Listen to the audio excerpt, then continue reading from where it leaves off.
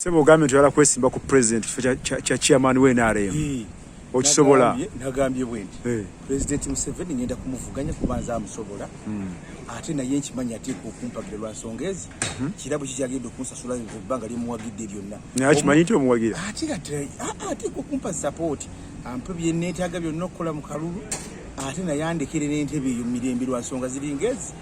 Nze muwadde obudde bonna nakulembera ate nga mwesiga. Kairwa kituzikiriza kiyatandika oba tayagala kivaamu eno generation je tulimu ya kinana ola byalemereddwa atasobola pate bonna bibakola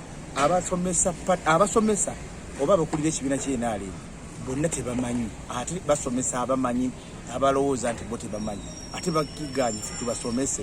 kubanga nze memba w'ekibiina omukulu nze mutu omukulu mu kibiina memba buwegasi yabo omuntu omukulu watusobola kufuuka secretary general tusobola kufuuka chairman tusobola kufuuka ti nga tusoose kola ki kufuuka member otewa kusoka kufuuka member noberanga okulifying ibira byonna ebijjako muzeeyi mpagira ate botampagira nja kubula ebigambo bino nja kudumira abaana abali mu diaspora bajja kumpagira ogaane kuwangule ate nkuyise bubi oyina amaanyi mu diaspora ayi diaspora ekiraba nze ngenda kujja abantu bonna abagenzi ebweru okunoonya akakadde kamu n'okuwunyeera omwezi bateeke ku mbeera y'okubeera mu nsi yaabwe nga bafuna obukadde obuwera obusatu kubanga nze sigenda mu modo sigenda kugezesa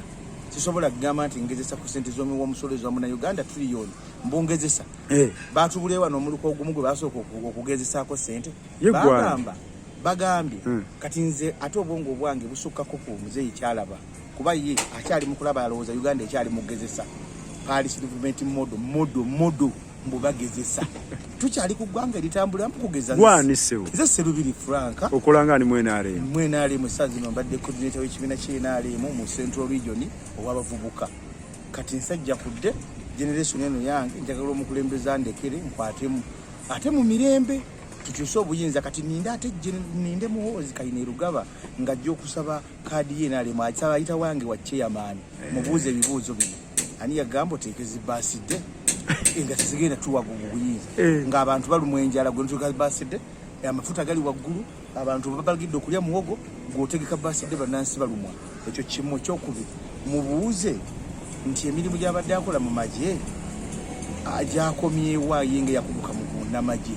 lwaki tasigalawo n'atuweereza kuba nawo akyalinawo ebibuuzo byatandakutuukiriza ekyokusatu mugambe ebigambo byateeka okutandikirako okutegeera mu bukulembeze nga ye General Muhoozi First Son ayinayo ka foundation konna yali akoze nti Muhoozi Foundation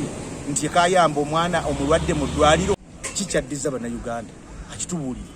bw'aba takirina lwaki ajja otwagalako ebyaffe essaawa zino Muhoozi tomuwagira hati bwe mmala omubuuza ebibuuzo ebyo mugambe tokulifayinga kujja kutukiikiriza agira ddayo ayiga emitendera gy'ekibiina olaba abulamu ekyokubiri tosobola kujoininga kibiina kuba bwava mu magye agenda kujoininga tosobola kujja n'ofuukirawo tica osooka kusoma so mu kibiina eno asooka afune kaadi nja kumuwa kaadi y'ekibiina asooka alabe ayigirizibwe n'oluvannyuma gyakola ki naye bino ebyokuva gy'ovudde ne tukuwa kaadi yaffe ey'obwapulezidenti tekisoboka obadde osaavinga amagye obadde ogabana naani osaavinze amagye olidde naani Muhoozi tubuulire